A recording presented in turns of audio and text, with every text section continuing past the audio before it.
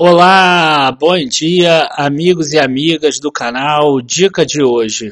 O meu nome é Daniel Nigri, hoje é dia 5 de julho de 2017 e vamos falar hoje sobre as ações mais baratas na bolsa, aquelas que a gente chama de penny stocks. É um assunto que me pediram aí nos comentários, se eu não me engano foi o Mauro Bonfim, se eu estiver enganado me desculpa, mas eu acho que é um assunto bem pertinente porque muitas pessoas acabam perguntando sobre elas e eu vou mostrar aqui os cuidados que precisam ter e quais são essas e vou fazer uma análise rápida de cada uma delas para vocês verem os perigos que elas ensejam. Então, primeiro, rapidamente, o que é uma penny stock? São empresas que são negociadas por valores muito baixos, tá? É na casa ali dos centavos, inclusive. O termo veio dos Estados Unidos e considerava as ações que valiam até $1. No trabalho de hoje eu vou considerar até R$1,20, mas esse R$1,20 não existe, tá? Até $1, inclusive hoje em dia já se considera até $5 lá. Penny, para quem não sabe, é o nome da moeda de 1 centavo de libra esterlina. Então vem daí também a questão aqui do penny. Os principais cuidados são o seguinte: a volatilidade acaba sendo muito alta desses papéis. Acaba dando grandes chances de ganho, mas também perdas enormes. A gente vai ver isso no próximo slide. Uma diferença de 1 centavo de spread entre a compra e a venda representa de 1% a 50%. Quer dizer, uma ação que vale 2 centavos, por exemplo, se você comprar ela por 2 centavos e vender por 1 centavo, você perdeu 50%, certo? Agora, se for R$1 e você vendeu por 99 centavos, é 1%. Então, varia de 1% a 50%. E a pessoa que eu conheço que mais entende sobre penny stock, como ganhar dinheiro, acaba sendo na Bolsa dos Estados Unidos. Procura lá o canal do Tim Sykes no YouTube, tá? Por que as pessoas se encantam à primeira vista com elas? É exatamente o que eu expliquei no outro. Imagina uma empresa que esteja negociando a 50 centavos. Se ela subir 10 centavos, ela te dá um retorno de 20%. As pessoas acham isso maravilhoso, né? Só que elas esquecem que se a empresa cair os mesmos 20%, a pessoa vai perder 20% também. Então imagina, você bota 5 mil aqui, 10 mil ações dessa empresa, se ela subir 10 centavos, você passa a ter 12 mil, porque ela passa a valer 60 centavos. Se ela cair para 40 centavos, você passa a ter 8 mil. E às vezes isso acontece de um dia para o outro. Se uma ação de R$5 subir os mesmos 10 centavos, é apenas 2% de diferença. Tá? No inverso é real também.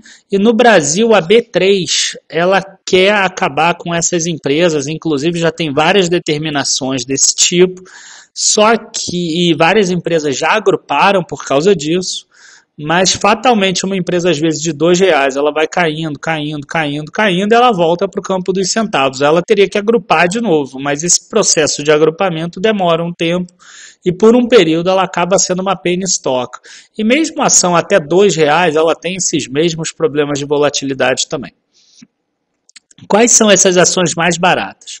Aí eu peguei lá o Guinvest Pro e eu peguei aqui, inclusive eu aproveitei para botar preços aqui, ó, 2008, 2013, 2015, aí 2017 em maio, em junho e o preço atual. Tá? Então, por exemplo, o BMIN3, que é o Banco Mercantil de Investimentos, não confundir com o BMEB, que é o Banco Mercantil. A gente vê que ele sempre esteve na casa dos centavos, desde 2008. A Recrusul, a gente vê que é uma queda constante aqui, tá? Se você imaginar aqui que em maio ela estava 0,63, de maio para cá ela subiu. Então, quer dizer, uma pessoa que investiu aqui no 0,63, hoje está 0,82, ela ganhou aí uns 30%, né? Mas o difícil é encontrar esse ponto exato. Esqueci de mostrar aqui a BTG12, o BTG Pactual, o Unity, que a gente vai ver que não é bem o BTG Pactual, tá? e tem outras aqui. Tem a ZEV 4, que tem muito pouca negociação, a CELP 6, que não tem negociação, CCX, JFEM, Brasil Brokers e Eternit. A gente vai falar sobre 4 delas hoje, tá? Rapidinho, assim como eu estou fazendo. Tá? Desde a BMIN 4, que está aqui a 0,51, BBTG 12, 0,54, etc. Até a Eternit, que estava 1,18 quando eu peguei isso aqui. Então vamos começar pela BMIN 4, Banco Mercantil de Investimentos. Vocês vão ver que não adianta procurar nenhuma empresa boa nesse sentido, gente. É só empresa ruim. Tá? A empresa que não tem fundamento, a empresa de trade, aquela empresa que o Barça chamaria de jogatina. Então, olha só, a gente tem aqui, ó, grau especulativo de rating nos dois casos aqui, no global e no nacional, pela Moody's e pela Standard & Poor's. O índice de Basileia fechou em 14,6% ano passado, porque eles tiveram uma injeção de capital de 190 milhões, que a gente vai ver isso agora no próximo slide. Tá, no próximo não, no próximo então. Eu preferi botar DRE antes, mostrando que a empresa tem lucro, isso é uma coisa importante. Ela tem aqui receita de intermediação financeira 31 milhões, o segundo semestre é mais do que a metade. Essa receita aqui é maior do que a de 2015, que mostra aqui uma empresa que pelo menos está crescendo. Vocês vão ver que outras são bem piores. Resultado operacional aqui bem positivo, inclusive. A gente tem aqui algumas provisões de imposto de renda e o lucro líquido final, 13 milhões de reais, chegou a pagar juros sobre capital próprio de 4 milhões. Quer dizer, se 13 milhões é 7 centavos, esse 4 milhões deve ser em torno de 2 centavos. Ó, o lucro do outro ano foi 4 milhões e 58, quase o valor aqui do juros sobre capital próprio. Então, quer dizer, uma empresa de 51 centavos pagando 2 centavos não é nada mal. Mas aí onde é que está o problema dele, né? Você vendo essa DRE, ela está maravilhosa. Olha só o que acontece com ela. Ela tinha um patrimônio líquido de 60 milhões, tá? E ela teria que ter intervenção lá do Banco Central. Aí o que aconteceu? Eles fizeram um aumento de capital e aí injetaram 190 milhões na empresa. Então a empresa voltou a ser líquida. Se vocês olharem aqui, vocês vão ver que ela tem muito pouca operação de crédito, ó, só 2 milhões aqui e mais 1,2 milhões aqui. Então, quer dizer, só tem 3,3 milhões aí de operações de crédito realmente. E a gente tem aqui, ó, muita aplicação financeira, 50 milhões de reais. E muito dinheiro vinculado ao Banco Central, 212 milhões. Que aí teria que ler a nota 5 lá e a gente aqui nesse espaço eu vou falar sobre muitas empresas. Tá? Então ela é uma empresa que tem risco, ela precisa injetar capital para ela poder não entrar lá em liquidação. Pelo menos por enquanto, ela está conseguindo gerar resultado. O caso de BBTG 12 eu considero um pouco pior, pelo seguinte... Existia a BBTG 11 Unit, aí ela dividiu em duas partes. Por quê? Porque a BTG Pactual Participations, que é em Bermudas, ela jogava o resultado para baixo da BBTG 11. Então ela fez uma empresa boa, que é a BPAC, que é o Banco Pactual Real do Brasil. A Unit tem uma ON, 2 PN. E fez uma BBTG 12, que na verdade você não está comprando Banco Pactual, você está comprando BTG Pactual Participations Limited, em Bermudas. Tá? E como é que funciona isso? Ó, você tem aqui o BTG Pactual Holding, e esse BTG tem uma participação nessa BTG Investments Limitada, tá? Por meio de sua subsidiária integral, BTG Bermuda, o BTG Pactual Participations, que é o BBTG 12, detém uma participação correspondente a 28,61% do capital do BTG Investments. Tá? Então, na verdade, você está comprando essa empresa aqui de Bermudas, a participação que o BTG Pactual tem dessa empresa aqui. Tá? Que eu não consegui achar o resultado da BTG Investment, mas a gente tem aqui o resultado de BBTG 12. A gente vê que ele, em 31 de março de 2017, não tem caixa. ela tem prejuízos acumulados de 1 bilhão 250 milhões, por isso que eu sempre falo que se você for investir, escolha BPAC, mesmo valendo R$14, do que BBTG12. Tá? Nas demonstrações de resultado, a gente vê aqui que ela não gera receita, a gente só tem aqui perda com portfólio, a primeira coisa, ó, ela não tem receita, tá? Ela só tem despesas aqui. Aqui ela chegou a ter uma receita operacional em 31 de março de 2016, mas enfim, né, diferente de qualquer banco, ela não tem aqui receita de intermediação financeira, receitas financeiras, nada disso. Então ela tem um prejuízo aqui grande de 9 centavos.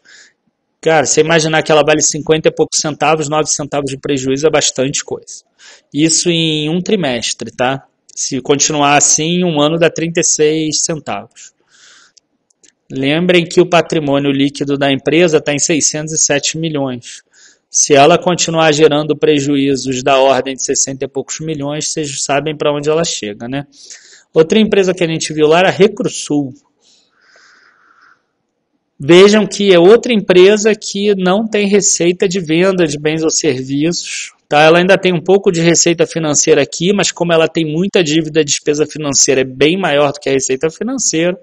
E aí não tem como resolver isso, né? Porque ainda tem despesas administrativas, algumas despesas operacionais, e a empresa acaba fechando num prejuízo. Para vocês terem uma ideia, nesse último trimestre que eu tive acesso, tá? Que foi o de 30 de setembro de 2016, o terceiro trimestre, eu não consegui achar no site a informação de 2016 completa e nem o primeiro trimestre de 2017, ela deu um prejuízo por ação de 0,51 e ela valia 0,82, para vocês terem uma ideia do que é a empresa. Tá? E aí aqui a gente consegue perceber isso bem pelo fluxo de caixa. A gente vê que as atividades operacionais geram uma saída de caixa de 38 milhões de reais. Tá? E aí a gente tem aqui, ela não investe nada, provavelmente, aqui eu nem estou vendo o caixa das atividades de investimento, e caixa de atividades de financiamento 38 milhões, porque tem que compensar isso aqui por causa do caixa. Então o que eles fizeram? Adiantamento para aumento de capital, para vocês verem, né? Tem que fazer aumento de capital para a empresa que não gera nada continuar existindo. Por isso que a gente viu lá que ela saiu de cento e poucos reais ajustado para coisa de 0,82 centavos ajustado. Tá? Cada vez que aumenta o capital, aumenta a quantidade de ações, os sócios precisam colocar dinheiro ou eles são diluídos. E finalmente Eternit. Bom, Eternit, cara, até é difícil eu falar sobre ela, foi uma empresa que eu carreguei por 13, 14 anos, desde 2002 a 2015. Uma empresa que eu gostei muito, se eu cheguei onde eu estou é muito graças à Eternit. Tá? Eu cheguei a ter, quando eu vendi lá, 70 mil ações de Eternit. E, enfim, hoje ela está aí, no ocaso dela, ela está muito mal, ela caiu muito. Inclusive, eu me desfiz dela lá em agosto de 2015. Esperei mais do que o normal, inclusive, para ver se ela revirava. Eu vi que ela não ia virar. E foi importante eu ter vendido, né? Hoje ela vale 1,18, ela valia 2,74, se eu não me engano, quando eu vendi. Então, quer dizer, hoje eu já poderia comprar mais do que o dobro dessas ações. Para vocês verem como o preço importa.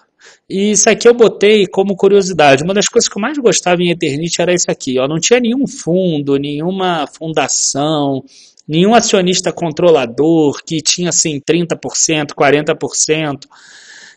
80% do capital dela é de pessoas físicas. Isso é muito legal, entendeu? Quem dera que todas as empresas fossem assim, quem sabe no futuro. E botei isso aqui também para vocês darem uma olhada, que eu achei estranho. Ó, Luiz Barsi aqui, 14%, eu não sabia disso. Tá? 14% da Eternit é dele. Então, 190 milhões de ações aí, você imagina que ele tem aqui em torno de 28 milhões de ações, a 1,18 cada uma, os 33, 34 milhões em Eternit. Tá? A gente vê aqui como ela está complicada, ó, receita bruta de vendas caiu, receita líquida caiu, lucro bruto caiu 33%, a margem também caiu, que é ruim também, né? Aí o lucro operacional acaba caindo muito, porque não tem como manter também. O primeiro trimestre que tinha dado lucro líquido em 2016 passou para prejuízo. E a gente vê aqui um EBITDA ajustado ainda, de certa forma, bom, mas muito ruim comparado ao do ano passado. Mas vocês vão ver que isso aqui já é uma leve recuperação. Ó, porque segundo trimestre foi isso, terceiro isso, quarto isso e o primeiro trimestre já foi isso. Então, quer dizer, já existe uma leve recuperação, mas ainda é muito pouco para o que a empresa pode dar, né? Para o que a empresa pode ter. O que dá muito problema para a Eternit, ultimamente, é a questão da dívida dela. Então a gente vê que está tendo um esforço grande em reduzir essa dívida. A dívida bruta caiu de 125 milhões para 107 milhões, abatendo caixas equivalentes de caixa aplicações financeiras de 117 milhões para 99 milhões. Só que como o EBITDA caiu, né, de 78 milhões para 59 milhões, a gente vê aqui que a dívida líquida sobre EBITDA subiu, e a dívida líquida sobre patrimônio líquido ainda está num percentual baixo aqui, o que ainda mantém alguma esperança em relação à empresa. Mas você vê que ela ainda tem um fluxo de amortização grande para fazer nesse ano aqui de 2017. Provavelmente aqui para 2018 a empresa esteja com um caminho mais livre, tá? Então, o que acontece? A gente chega aqui ao final de mais um vídeo. É importante a gente mostrar que BBTG12 e Recrusul de jeito nenhum, tá? BIMI, Eternit, se vocês quiserem arriscar, ok, mas sabendo que tem que ser com percentual bem baixo do dinheiro, sabendo que elas são ações de muito risco, ações que você vai ter aí, eu diria, em torno de 70% a 80% de chance de perder dinheiro, e 20% a 30% de chance de talvez ganhar dinheiro, tá? Então vocês têm que saber aí de todos os riscos associados, sabendo que uma queda de 10 centavos numa ação dessas pode ser 20% a menos do teu dinheiro. Tem que tomar um cuidado redobrado com essas empresas, tá? Queria agradecer a todos aí, muito obrigado e até a próxima. Valeu, tchau, tchau. Abraços.